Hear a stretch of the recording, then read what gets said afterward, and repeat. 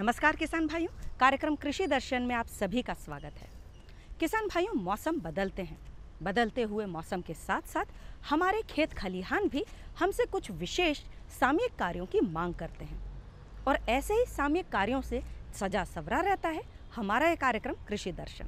तो चलिए देखते हैं कि आज के अंक में क्या क्या कृषि संबंधित जानकारियां लेकर आए हैं हम आपके लिए। अंक की शुरुआत करेंगे मंडी भाव के साथ में खबरें खेती की से।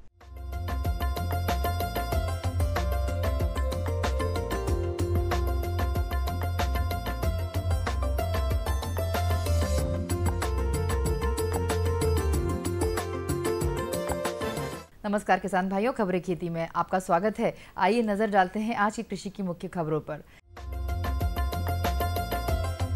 देश में खरीफ बुआई 84 लाख हेक्टेयर में, चीनी पर लगा निर्यात शुल्क, फसल प्रदर्शन पर डीबीटी योजना लागू, फल पौध रोपण पर अनुदान, धारवाड़ पद्धति से लगाएं अरहर। देश में मॉनसून के दस्तक देने के बाद खरीफ फसलों की बुआई प्रारंभ हो गई है। अब तक लगभग 84,21,000 हेक्टेयर में खरीफ फसलें बोई गई हैं, जबकि गत वर्ष इस अवधि में 93.63 लाख हेक्टेयर में बोनी कर ली गई थी। कृषि मंत्रालय के मुताबिक अब तक 9.17 लाख हेक्टेयर में धान, 3.32 लाख हेक्टेयर में दलहन, 6 लाख हेक्टेयर में मोटे अनाज, 1.88 लाख हेक्टेयर में तिलहन, 44.38 लाख हेक्टेयर में गन्ना एवं 12.25 लाख हेक्टेयर में कपास की बोनी की गई है। सरकार ने चीनी पर 20% निर्यात शुल्क लगाने का फैसला किया है। यह कदम बाजार में चीनी की सप्लाई बढ़ाने और इसकी कीमतों पर अंकुश के लिए उठाया गया है। वित्त मंत्रालय ने बताया कि कच्ची चीनी, परिष्कृत चीनी पर 20% निर्यात शुल्क लगाने का निर्णय लिया गया है। इसे केंद्रीय उत्पाद और सीमा शुल्क बोर्ड CBEC की ओर से नोटिफाई कर दिया गया है।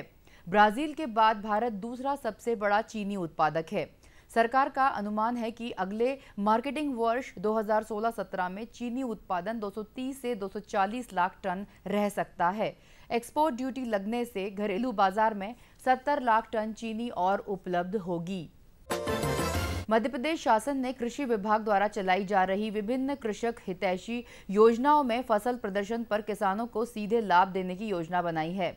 यह योजना डायरेक्ट बेनिफिट ट्रांसफर DBT नाम से खरीफ 2016 से लागू कर दी गई है। इसमें केवल बीज को छोड़कर अन्य समस्त आदान सामग्री किसान किसी भी लाइसेंसी प्राइवेट या कोऑपरेटिव डीलर से खरीद सकेंगे। प्रदर्शन के लिए केवल बीज ही कृषि विभाग दे सकेगा। किसान को अनुदान प्राप्त करने के लिए क्रय की गई आदान सामग्री का देयक विक्रेता से लेना होगा। शासन द्वारा DBT योजना NFSM में दलहन, धान, गेहूं, मक्का, मोटे अनाज, गन्ना एवं कपास NMOOP में तिलहन एवं आत्मा योजना में लागू कर दी गई है। प्रदर्शन के लिए बीज की व्यवस्था कृषि विश्वविद्यालय, राष्ट्रीय बीज निगम, राज्य बीज एवं फार्मा विकास निगम तथा सहकारी बीज उत्पादक समितियों द्वारा कृषि अधिकारी करेंगे। मध्य प्रदेश के संचालक उद्यानिकी द्वारा एकीकृत बागवानी विकास योजना में फल पौध रोपण के भौतिकी लक्ष्य प्रदाय किए गए हैं। योजना अनुसार प्रति हेक्टेयर कुल 60,000 अनुदान 3 किस्तों में रोपण पश्चात प्रदाय किए जाएगा। प्रथम वर्ष रोपण पर 36,000, द्वितीय वर्ष 90% पौधे जीवित होने पर 12,000 एवं तृतीय वर्ष 80% पौधे जीवित होने पर 12,000 अनुदान विकास प्रभारी की भौतिक सत्यापन रिपोर्ट एवं फोटोग्राफ तथा अनुशंसा के आधार पर उक्त अनुदान राशि कृषक को प्रदाय की जाएगी। पौधरोपण योजना में कृषक द्वारा पौधे स्वयं राष्ट्रीय बागवानी बोर्ड द्वारा अनुमोदित शासकीय और अशासकीय नर्सरी से क्रय किए जाएंगे तथा देयक उद्यान विभाग को प्रस्तुत किए जाएंगे। इसके बाद अनुदान का लाभ दिया जाएगा। उद्यानिकी विभाग में पौधरोपण योजना हेतु ऑनलाइन पंजीयन अनिवार्य है। इसके लिए कृषक खाते खसरों की नकल, परिचय पत्र, बैंक पासबुक एवं कृषक फोटो के द्वारा किसी भी MP ऑनलाइन कियोस्क पर कराया जा सकता है। धारवाड़ पद्धति एक वैकल्पिक विधि है जिसमें लगभग 3000 पौधे प्रति एकड़ लगाए जाते हैं। इस विधि में सबसे पहले पॉलिथीन बैग में बीज डालकर रोपा तैयार किया जाता है। जब रोपा 20 से 25 दिन का हो जाए तो कतार से कतार 5 फीट व पौध से पौधे की दूरी 3 फीट पर रोपण करना चाहिए। यदि संभव हो तो रेस्ड बेड पद्धति में पौधों का रोपण करना चाहिए। इस पद्धति का मुख्य उद्देश्य फसल को पाले से बचाना है, क्योंकि एक माह नर्सरी में पौधा रहने से जनवरी की जगह 15 नवंबर से 15 दिसंबर तक ही फसल पककर तैयार हो जाती है। इसके पश्चात रबी की फसल भी ले सकते हैं। अब आप नजर डालिए आज के मंडी भाव पर और मुझे दीजिए आज्ञा। नमस्कार।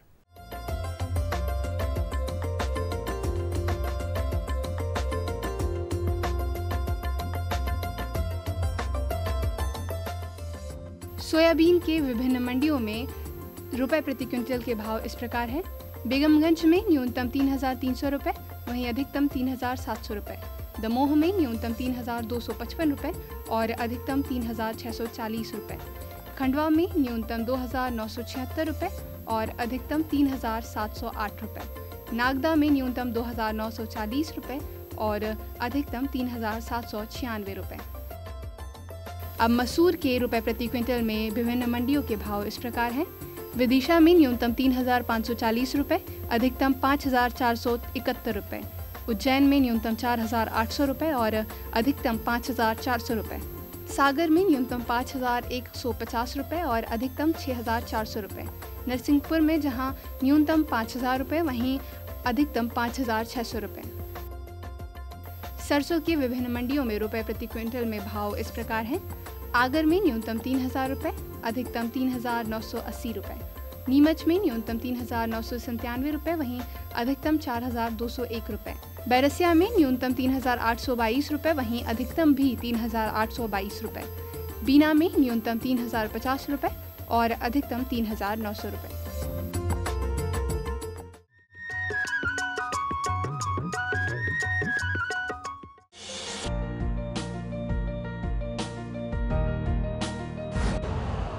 यूरिया का स्वदेशी उत्पादन 70 लाख टन बढ़ाने के लिए 6 उर्वरक संयंत्रों का उद्धार किया जा रहा है। FCIL के गोरखपुर, सिंदरी, तलचर और रामागुंडम संयंत्र, HFCL की बरौनी इकाई और BVFCL की नामरू फोर्थ। सोने पर सुहागा ये है कि देश में अब बनेगा सिर्फ नीम लेपित यूरिया, क्योंकि इससे होगा किसानों का फायदा ही फायदा। अनाज का उत्पादन 10% तक बढ़ेगा। बढ़ेगी 10 से 15% नाइट्रोजन क्षमता। कौन जाने कब क्या होगा। मॉनसून का मिलेगा साथ या दिखाएगा बेरुखी। बादल गरजेंगे या बरसेंगे भी। ना हो परेशान, क्योंकि हम बताएंगे बदलते मौसम के पल पल का हाल। देखिए मौसम खबर सोमवार से शनिवार सुबह 8:30 पर। डीडी किसान, बदलते भारत की शान।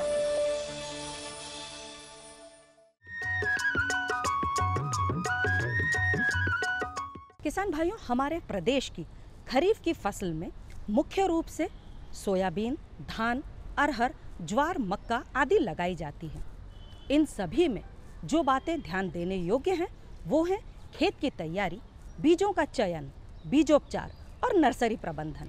यदि इन सभी बातों को हम थोड़ा महत्वपूर्ण ध्यान देंगे तो निश्चित तौर पर आने वाली फसल अच्छी प्राप्त कर सकेंगे।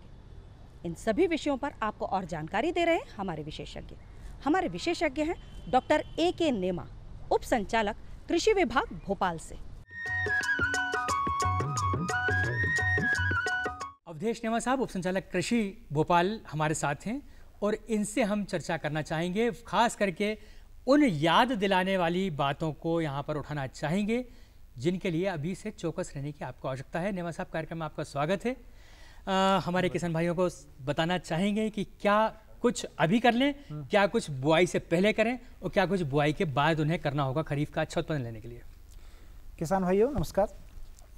खरीफ का मौसम जैसे अब आप देख रहे हैं कि आ ही गया है इसमें सबसे पहले जो मैं सलाह देना चाहूँगा किसानों को, हालांकि बहुत सारे किसान हमारे जागरूक हुए और उन्होंने शायद ये काम कर लिया होगा। सबसे पहला काम होता है कि हम सॉइल की टेस्टिंग कराएं जी। आपका जो खेत है उस खेत की मिट्टी के अगर आपने नमूना लेकर के प्रयोगशाला में भेजा है तो उसका रिजल्ट आपको मिल गया होगा और उस रिजल्ट के आधार पर ही हमें आगे की जो रणनीति है वो तय करनी पड़ती है।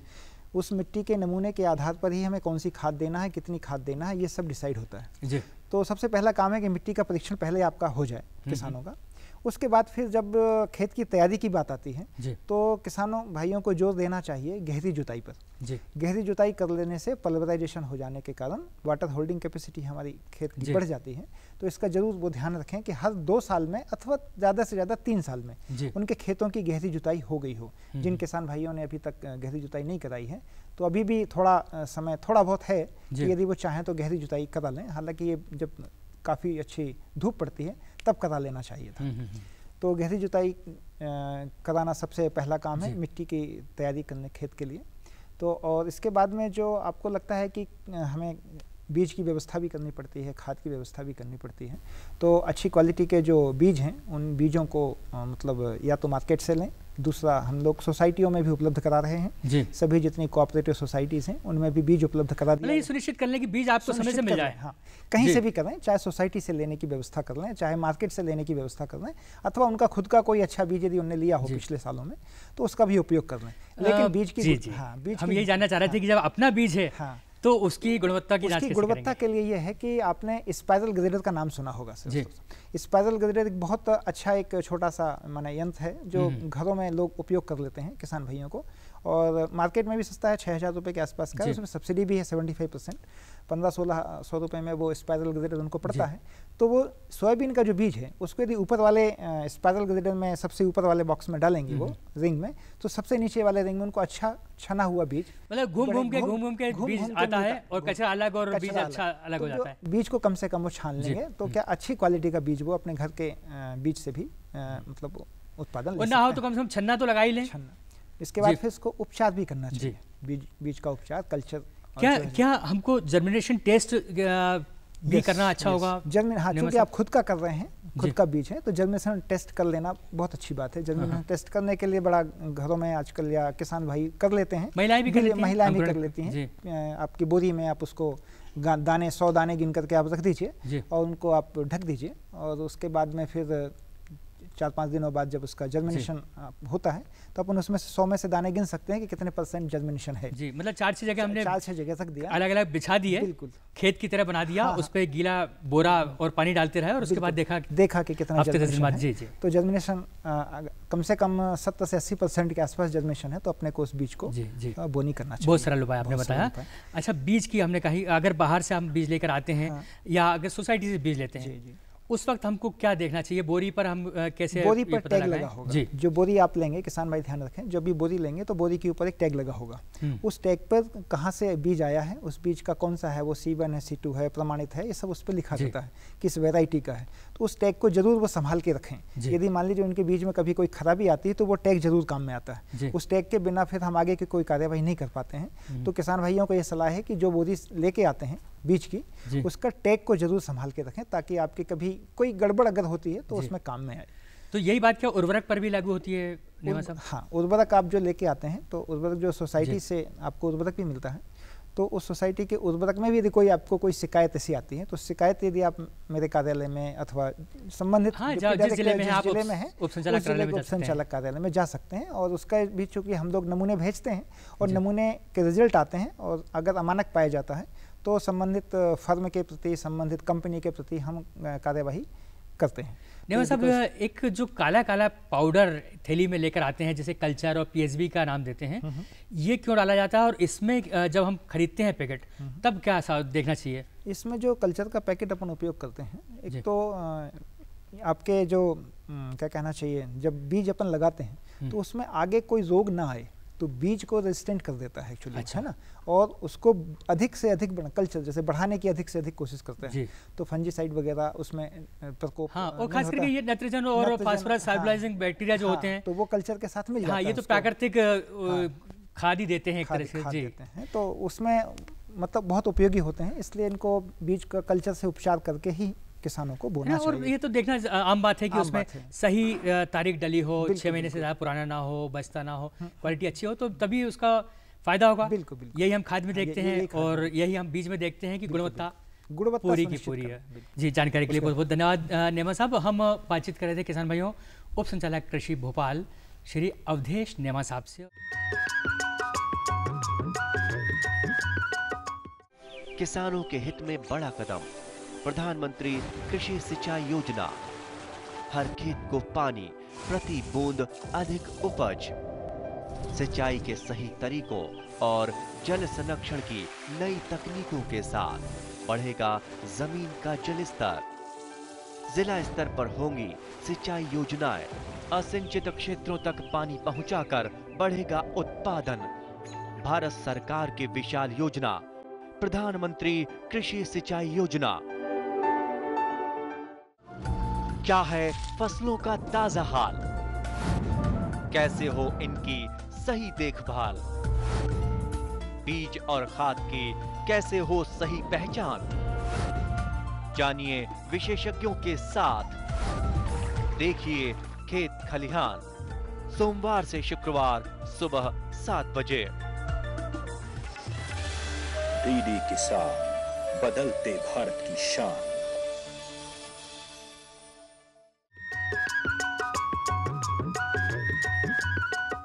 किसान भाइयों, गन्ने का नाम लेते ही मुंह में मिठास से घुल जाती है। जी हाँ, गन्ने की खेती मुख्य रूप से वर्ष में 2 बार, शरद और वसंत ऋतु में की जाती है।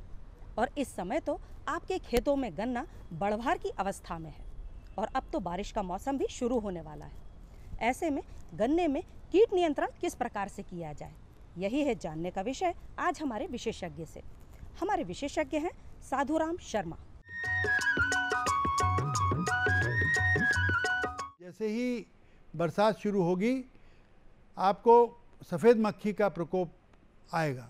सफ़ेद मक्खी के प्रकोप के लिए क्राइसोपा एक ऐसा जीव है, परजीवी, जो कि स्वयं में वो आप घर पे बैठे रहते हैं उसका हल कर देता है, वरना इस जीव को कंट्रोल करना बहुत मुश्किल है। इसलिए क्राइसोपा अगर आपके खेत में है तो ठीक है, अगर नहीं है तो क्राइसोपा के अंडे बुलाकर अपने खेत में यहाँ वहाँ डालें तो इसका नियंत्रण बहुत आसानी से कम पैसे में हो जाएगा। इसके बाद एक जो बड़े कीट हैं वो हैं छेदक कीट। जिन्होंने बहुत लेट गन्ना लगाया है उनके अग्रवेदक कीट इस समय आ रहा है, बहुत लेट गन्ने में। जिसने पहले लगाया उसमें तो नहीं है, तो वो अग्रवेदक कीट अगर लगाया है तो इसमें फोरेट ग्रेन्यूल्स 25 किलो प्रति हेक्टर के मान से जड़ के पास डालें। अगर पानी आ जाता है तो बहुत अच्छा है, नहीं तो पानी दें। इसके बाद और दूसरे जो छेदक कीट हैं जैसे कि जड़ छेदक कीट या शिरा छेदक कीट, अगर ये आते हैं तो कार्बोफ्यूरॉन या फ्यूरोडॉन, इसके दानेदार दवाई आती है बाज़ार में, ये डालें उसमें जड़ों के पास और देखें कि जल प्रबंधन अच्छा हो। इसके अलावा अगर इसके अंदर अगर आपको जैविक नियंत्रण करना है, ट्राइकोग्रामा कार्ड जो है वो जगह जगह लगा है। ट्राइकोग्रामा कार्ड लगने से इसका प्रबंधन बहुत अच्छा होता है। इसी तरीके से अगर दीमक का प्रकोप इस समय बहुत होता है, दीमक का प्रकोप इस समय गर्मी में किसानों ने देखा भी होगा।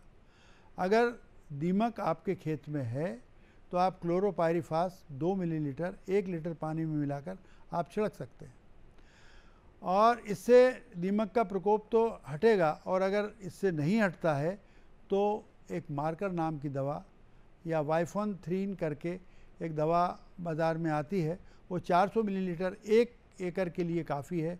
उसको रेत में मिलाकर आप नालियों में डालें, पौधों की जड़ों के पास डालें।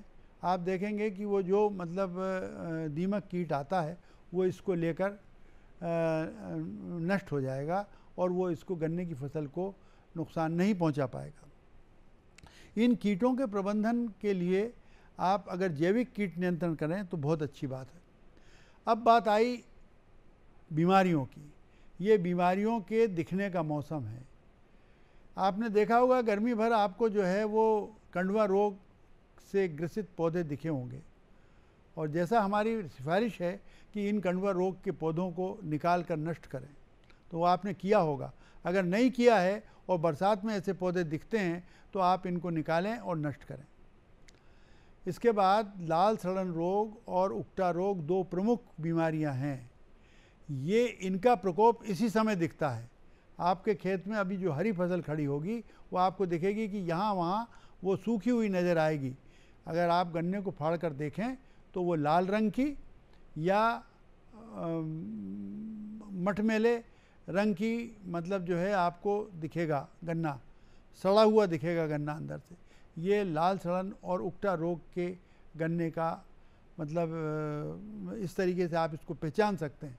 अगर ऐसा है तो इसको आप, अगर थोड़ा बहुत है तो इसको नष्ट करें और उसको गन्ने को नष्ट कर दें।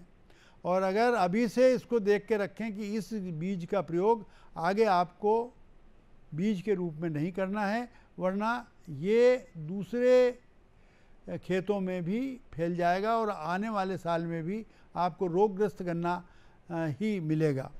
इसलिए इसका आप बहुत ख्याल रखें। इसके बाद एक बड़ी अच्छी तकनीक रोगों को नियंत्रण में करने की है गर्म हवा उपचारण संयंत्र। गर्म हवा उपचारण संयंत्र में गन्ने को गर्म करने के लिए रखते हैं और इसको 4 घंटे 54 डिग्री सेंटीग्रेड पर गर्म करते हैं भाप युक्त वातावरण में। जब भाप युक्त वातावरण में आप गर्म करते हैं तो जो अगला बीज आपका निकलता है वो रोग रहित होता है। ऐसी नर्सरियों से आप मतलब जो है वो ऐसे बीज को लें, ऐसी नर्सरियां अगले बार में तैयार करें और अच्छा फसल का आप लें। किसान भाइयों, ये जो बरसात का मौसम है ये गन्ने के लिए बढ़न वाला मौसम है, इसलिए इसका ख्याल रखें। आप जब भी मौका मिले गन्ने को बांधें जिससे कि वो गिरे नहीं।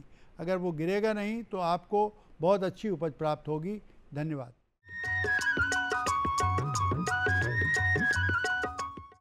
ये बदलाव क्या है? बदलाव से हुआ क्या है?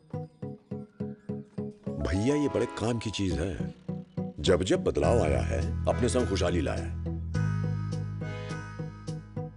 इंसान की सोच में अगर बदलाव आ जाए तो सब कुछ मुमकिन है, सब कुछ संभव है।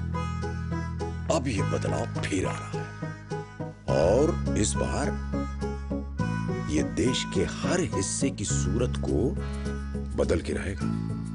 हर सूरत की मुस्कान में वो आपको दिखाई देगा, क्योंकि जब जब बदलाव आया है वो अपने साथ खुशहाली लाया है।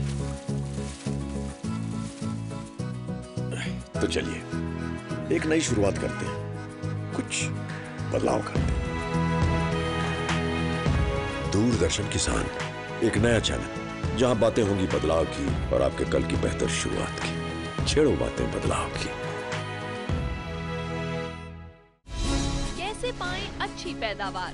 खाली पड़े हैं खेत, उस समय हम नमूने, मिट्टी के नमूने लेते हैं। कैसे रखें पशुओं का ख्याल?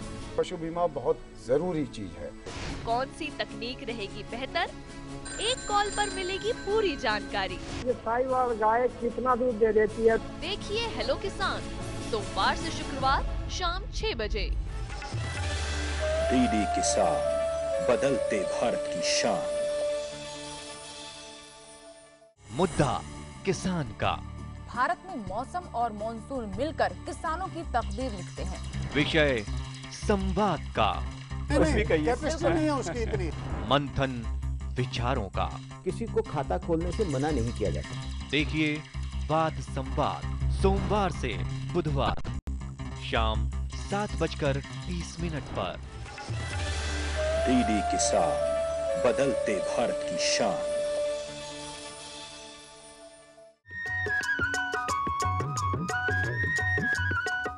किसान भाइयों, यह तो था हमारा आज का अंक। निश्चित तौर पर आज के अंक के माध्यम से प्रस्तुत जानकारियां आपके लिए लाभान्वित होंगी।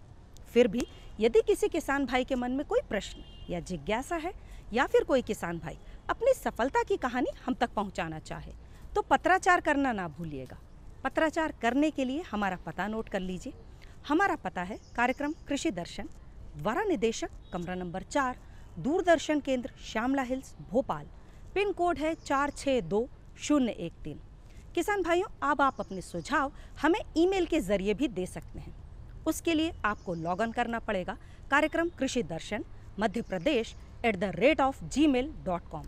किसान भाइयों, आज के अंक के लिए बस इतना ही। अगले अंक में फिर होगी मुलाकात कुछ अन्य कृषि संबंधित जानकारियों के साथ। तब तक के लिए मैं पूर्वा राय आपसे आज्ञा चाहती हूँ। नमस्कार।